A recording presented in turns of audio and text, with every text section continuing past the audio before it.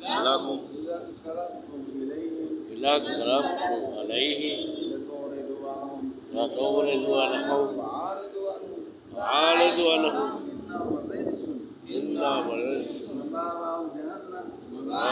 جهنم جزاء بما كانوا يكسبون. اب تمہارے آگے اللہ کی قسم کھائیں گے، اللہ کی قسم کھائیں گے جب تم ان کی طرف پلٹ کر جاؤ گے، جب تم ان کی طرف پلٹ کر جاؤ گے، اس لیے کہ تم ان کے خیال میں نہ پڑو، کہ تم اس کے خیال میں نہ پڑو، تو ہاں تم ان کا خیال چھوڑ دو، تو ہاں تم ان کا خیال چھوڑ دو، وہ تو نرے پلید ہیں، وہ تو نرے پلید ہیں، اللہ، اور ان کا ٹھکانہ جہنم ہے، اور ان کا ٹھکانہ جہنم ہے، بدلہ اس کا اللہ اس کا جو کماتے تھے، جو کماتے تھے۔ استغفر اللہ۔ سبحان اللہ۔ جی پلیدی سے پاک ہونے کا کوئی طریقہ ہی نہیں۔ استغفر اللہ۔ جی فرمایا ان سے اجتناب کرو۔ بعض مفسرین نے فرمایا مراد یہ ہے کہ ان کے ساتھ بیٹھنا، ان سے بولنا ترک کر دو۔ ساتھ جب نبی کریم صلی اللہ علیہ وسلم مدینہ طیبہ تشریف لائے تو حضور پاک صلی اللہ علیہ وسلم نے مسلمانوں کو حکم دیا کہ منافقین کے پاس نہ بیٹھیں، ان سے بات نہ کریں، کیونکہ ان کے باطن خبیث اور اعمال بڑے برے ہیں، کبھی ہیں، اور ملامت و عتاب سے ان کی اصلاح نہ ہوگی۔ ٹھیک ہے جی۔ دنیا میں خبیث حضرت عبداللہ ابن عباس رضی اللہ تعالیٰ عنہ نے فرمایا یہ آیت جعد بن قیس اور موت بن شہر اور ان کے ساتھیوں کے حق میں نازل ہوئی۔ سبحان اللہ۔ جی کیا یہ 80 منافق تھے، نبی پاک صلی اللہ علیہ وسلم نے فرمایا کہ ان کے پاس نہ بیٹھو، ان سے کلام نہ کرو۔ مقاتل نے کہا کہ یہ آیت عبداللہ بن ابی کے حق میں نازل ہوئی، اس نے نبی کریم صلی اللہ علیہ وسلم کے سامنے قسم کھائی تھی کہ اب کبھی وہ جہاد میں جانے سے سستی نہ کرے گا، اور سید عالم صلی اللہ علیہ وسلم سے درخواست کی تھی کہ حضور اس سے راضی ہو جائیں۔ اس بار یہ آیت کریمہ نازل ہوئی، ٹھیک ہے، اور اس کے بعد والی آیات بھی۔ جی میرے دوست، یحلفون لکم لترضوا عنہم، تمہارے آگے قسمیں کھاتے ہیں، کہ تم ان سے راضی ہو جاؤ، فَإِن تَرْضَوْا عَنْهُمْ فَإِنَّ اللَّهَ لَا يَرْضَى عَنِ الْقَوْمِ الْفَاسِقِينَ۔ تو اگر تم ان سے راضی ہو بھی جاؤ تو بے شک اللہ تو فاسق لوگوں سے راضی نہ ہوگا۔ اس لیے کہ وہ ان کے دل کے کفر اور نفاق کو جانتا ہے۔ ٹھیک ہے آگے الاعراب، یہ لکھا ہے جنگل کے رہنے والے۔ کون ہیں؟ جانگری لوگ سمجھتے ہو؟ جی جی، کہنا ہے جانگری لوگ ہیں، ہاں جی، جنگل کے رہنے والے، گموار، بدو بھی ان کا ترجمہ کرتے ہیں۔ جی ہاں۔ اشد کفرا ونفاقا واجدر اللہ یعلم حدود ما انزل اللہ علی رسولہ واللہ علیم الحکیم۔ گموار، جانگری، کفر اور نفاق میں زیادہ سخت ہیں اور اسی قابل ہیں کہ اللہ نے جو حکم اپنے رسول صلی اللہ علیہ وسلم پر اتارے اس سے جاہل رہیں۔ دیکھ لو کتنی بڑی سزا ہے جاہلوں کی۔ اللہ کن کو جاہل رکھتا ہے؟ جو کفر اور نفاق میں سخت ہوں، یعنی کہ دل اس لائق نہیں ہے کہ وہ علوم حاصل کریں جو اللہ نے اپنے محبوب کو عطا فرمایا، اور اللہ ہی علم و حکمت والا ہے۔ وَمِنَ الْأَعْرَابِ مَن يَتَّخِذُ مَا يُنْفِقُ مَغْرَمًا وَيَتَرَبَّصُ بِكُمُ الدَّوَائِرَ عَلَيْهِمْ دَائِرَةُ السَّوْءِ وَاللَّهُ سَمِيعٌ عَلِيمٌ۔ اور کچھ گنوار وہ ہیں اور کچھ گوار وہ ہیں کہ جو اللہ کی راہ میں خرچ کریں جو اللہ کی راہ میں خرچ کریں تو اسے تاوان سمجھیں اور تم پر گھر سے آنے کے انتظار میں رہیں تم پر گھر آنے کے انتظار میں رہیں انہی پر ہے بری گردش اور اللہ سنتا جانتا ہے اور اللہ سنتا جانتا ہے جی کیونکہ جو کچھ وہ خرچ کرتے ہیں رضائے الہی اور طلب ثواب کے لیے تو کرتے نہیں ریاکاری اور مسلمانوں کے خوف سے خرچ کرتے ہیں کہ لوگ کیا کہیں گے جی میرے دوست آپ کا دل یہ کرے کہ اللہ اور اللہ کا رسول راضی ہو جائے تو خرچ کاٹ ڈالیں نہیں تو اس کو جیب میں ہی رکھیں یہ نہ سوچیں کہ لوگ کیا کہیں گے کہ یہ اتنا کنجوس ہے یہ ایسے ہے نہیں اس کی طرف نہیں جائیے اللہ اور اللہ کے رسول پاک کی طرف جائیے سبحان اللہ جی میرے دوست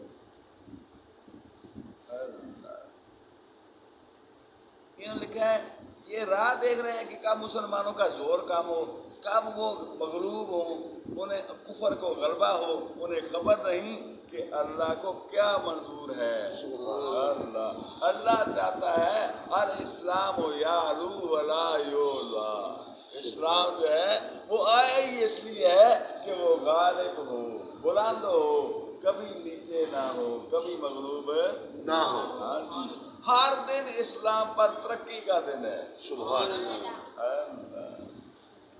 اللہ ومن الأعراب ومن الأعراب اب یہ نا وہ کچھ دل کو ٹھنڈک یہ پہلے سخت لوگوں کا کام ہوا نا اب دل کو ٹھنڈک پہنچانے والی بات ہے سبحان ومن الأعراب ومن الأعراب اور کچھ گاؤں والے اور کچھ گاؤں میں ترجمہ کرنے والے نے ذرا ہلکا لفظ استعمال کیا ہے سخت لفظ استعمال نہیں کیتا کیونکہ اللہ یہ گاؤں والے وہ ہیں جن کی اللہ تعریف کر رہے ہیں سبحان اللہ سارے ایکو جیسے نہیں جی ہاں آپ اندازہ کر کے ہمارے گاؤں کے جو نمبردار تھے سارے باشرن اور پگڑیاں باندھنے والے لوگ تھے ٹھیک ہے اور جمعہ وہ گاؤں میں نہیں پڑھتے تھے اپنی گھوڑی پہ آ کے 15-20 کلومیٹر دور ہے فروخ آباد وہاں آ کے شہر میں جمعہ پڑھتے تھے انہیں پتہ ہے کہ جمعے کا ثواب گاؤں میں کم ہوتا ہے شہر میں کامل ہوتا ہے آپ اندازہ کرو ہر جمعہ ہاں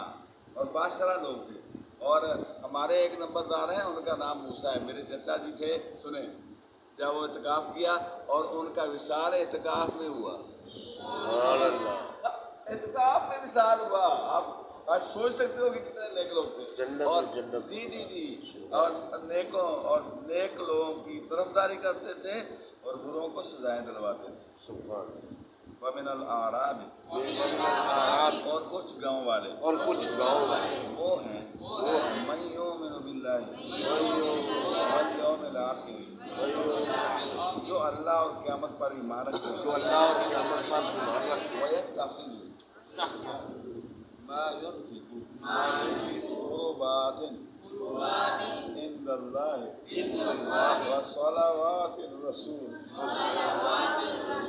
اور جو کچھ خرچ کریں اور جو کچھ خرچ کریں اسے اللہ کی نزدیکیوں اسے اللہ کی نزدیک اللہ کی قربتیں جانے کے لیے اللہ کی قربتیں جانے کے لیے اور حضور پاک صلی اللہ علیہ وسلم سے دعائیں لینے کا ذریعہ سمجھیں سبحان اللہ اس سے نہ آپ یقین جانیں آپ اس تفسیر میں پڑھ لیں اس میں ممکن ہے ایسا ہو یا نہ ہو جو کچھ مجھے ملا ہے جو کچھ مجھے ملا ہے وہ آپ کی نظر کرتا ہوں سبحان اللہ مجھے اس سے یہ ملا ہے کہ جب بھی اللہ کی راہ میں خرچ کرنا ہے تو یہ نیت کرنی ہے کہ اللہ کی قربتیں نصیب ہوں اور حضور پاک صلی اللہ علیہ وسلم کی گنبد خضرا میں دعائیں نصیب ہوں بڑا ہے کہ نہیں یہ نیت ہو اتنی بڑی نیت ہو تو جو کچھ آئے خرچ کر ڈالو اللہ کی راہ میں کبھی کبھی نہیں ہوگی کبھی کبھی نہیں ہوگا سبحان اللہ کیونکہ اللہ اعلان فرما رہا ہے الا انہا قربۃ لہم ہاں وہ ان کے لیے باعث قرب ہے سیدخلہم اللہ فی رحمتی اللہ جلد انہیں اپنی رحمت میں داخل فرمائے گا الرحیم، بے شک اللہ بخشنے والا مہربان ہے، صدق اللہ العظیم۔ دیکھو بیٹو، اللہ تعالیٰ آپ سب کو یہ برکتیں عطا فرمائے، یہ قربتیں عطا فرمائے۔ یہ لکھا ہے اللہ مسلم شریف کی حدیث پاک میں ہے، مجاہد نے کہا کہ یہ لوگ قبیلہ مغنیہ میں سے بنی مقرن ہیں، قلبی نے کہا وہ اسلم اور غفار ہیں، جوہینیہ کے قبیلے ہیں۔ بخاری اور مسلم کی حدیث پاک میں ہے کہ رسول اللہ صلی اللہ علیہ وسلم نے فرمایا کہ قریش اور انصار اور جوہینہ اور مزینہ اور اسلم اور شجاع اور غفار یہ سب موالی ہیں، اللہ اور رسول اللہ صلی اللہ علیہ وسلم کے سوا ان کا کوئی مولا نہیں، ان کا کوئی دوست نہیں۔ اللہ جی یہ جب صدقہ لاتے ہیں حضور پاک صلی اللہ علیہ وسلم کی بارگاہ میں تو حضور ان کے لیے خیر و برکت اور بخشش کی دعا فرمائیں۔ یہی رسول پاک صلی اللہ علیہ وسلم کا طریقہ تھا کہ جو کوئی صدقہ حضور پاک کی بارگاہ میں لاتا حضور ہاتھ اٹھا کے ان کے لیے دعائیں فرماتے ہیں، اور جب ہم اللہ کی بارگاہ میں پیش کرتے ہیں تو حضور ہم گناہ گاروں اور مسجد روڈ والوں کے لیے بھی دعائیں کرتے ہیں۔ سبحان اللہ۔ اللہ یہ حدیث پاک ہے۔ مسئلہ یہی فاتحہ کی اصل ہے، یہی فاتحہ کی اصل ہے کہ صدقہ کے ساتھ دعائیں بخشش کی جاتی ہے، دعائیں مغفرت کی جاتی ہے، لہذا فاتحہ کو بدعت اور ناروا بتانا قرآن و حدیث کے خلاف ہے۔ سبحان اللہ۔ قرآن پاک کی اصل ہے کہ جب بھی اللہ کی راہ میں خرچ کرو تو کیا کرو، جو ہے یہ نیت کرو کہ اللہ کی قربتیں حاصل ہوں اور حضور پاک کی دعائیں حاصل ہوں۔ وہ جو ہے نا میں مزے کے لیے آپ کو سناتا ہوں، حضور پاک صلی اللہ علیہ وسلم کی کسی نے دعوت کی، جب دعوت کاری نے حضور پاک نے فرمایا کھانا کھا رہے ہیں آپ؟ ہاں یا رسول اللہ، فرمایا اس کی قیمت دو۔ سبحان اللہ۔ یا رسول اللہ اس کے نادار لوگ ہیں، اس کے مسئلے رہنا ہے، لوگ اس کے کمائی بھی نہیں کرتے۔ آپ نے فرمایا اس کی قیمت یہ ہے کہ اہل خانہ کے لیے دعا کی جائے۔ آپ اندازہ کرو تو فاتحہ میں ہوتا کیا ہے، ہم ذرا پہلے دعائیں کر دیتے ہیں تاکہ وہ راضی ہو جائیں اور کھانا ذرا آسانی نہ مل جائے، یہی کہہ سکتے ہو کہ نہیں؟ اور سن لیں پہلے دعا کرنا بھی حضور پاک صلی اللہ علیہ وسلم کی سنت ہے اور بعد میں دعا کرنا بھی حضور پاک کی سنت ہے، ٹھیک ہے؟ جب حضرت ایک صحابی رسول تھے جن کی آنکھیں کمزور تھیں، وہ ان کے گھر گئے تو حضور پاک صلی اللہ علیہ وسلم پہلے جو ہے نا نماز نہ پڑھ لیں، پہلے انہوں نے مسلح بچھایا اور حضور پاک نے انہیں نماز پڑھائی، یہ پہلے دعا ہو گئی۔ ہم پہلے بھی سنت ادا کرتے ہیں، سنیں، اور بعد میں دعوت انہوں نے کھلائی، بعد میں دعوت کرائی۔ اور حضرت انس رضی اللہ عنہ فرماتے ہیں میری نانی جان نے نا حضور پاک کی دعوت کرائی، میں نے تو کیا نا آپ نے میں اس لیے آئے ہو نا؟ ہاں یا رسول اللہ اس لیے آئے ہو، پاک گیا کہنا؟ ہاں یا رسول اللہ پاک گیا۔ چلو ہم چلتے ہیں۔ حضرت انس فرماتے ہیں میں آگے آگے چلا حضور پاک اور حضور پاک جو ہے نا کسی چلے۔ اب ہم کتنے لوگ تھے، حضور پاک صلی اللہ علیہ وسلم نے ہم کھانا تناول فرمایا، دعوت تناول فرمائی، اور بعد میں ہمارے گھر ایک گردی آئی تھی، حضور پاک نے فرمایا چلو میں آپ کو نماز پڑھاتا ہوں، چلو میں آپ کو نماز پڑھاتا ہوں۔ اللہ کے وہ کہتے ہیں قمیض کس کسی اور کالی ہوئی تھی، میلی ہوئی تھی، تو میں نے تھوڑا اس کے اوپر پانی ڈال دیا کہ شاید جو ہے نا وہ تھوڑی سی اس کی مہر اتر جائے، ٹھیک ہے؟ اللہ کے محبوب آگے تشریف فرما ہوئے اور میں اور یتیم، یہی لفظ انہوں نے استعمال کی حدیث پاک میں۔ ایک مشہور تھا کہ یہ یتیم ہے، میں اور یتیم آگے کھڑا ہوئے اور دوسری صف پہ میری نانی جان کھڑی ہوئی اور ہم نے 4 لوگوں نے حضور پاک کے پیچھے نماز پڑھی، حضور پاک کے سمیت نماز پڑھی۔ سبحان اللہ۔ تو پہلے بھی دعا کرنا ثابت ہے اور بعد میں دعا کرنا بھی ثابت ہے۔ الصلاۃ والسلام علی رسول اللہ۔ اے اللہ کریم اپنے حبیب پاک صلی اللہ علیہ وسلم کے ذکر خیر کے صدقے اور ان قرب چاہنے والے صحابہ کرام کے صدقے اور حضور علیہ السلام سے دعائیں لینے والوں کے صدقے یا اللہ ہماری بخشش فرما، ہمیں بھی اللہ کے محبوب پاک صلی اللہ علیہ وسلم کی دعاؤں کا حصہ عطا فرما، ہمیں بھی فیض عطا فرما، ہمیں بھی اپنی راہ میں خرچ کرنے کی ہمت اور توفیق صلی اللہ تعالی علیہ وسلم۔ ماشاء اللہ، نئے دوستوں کو ویلکم، ماشاء اللہ۔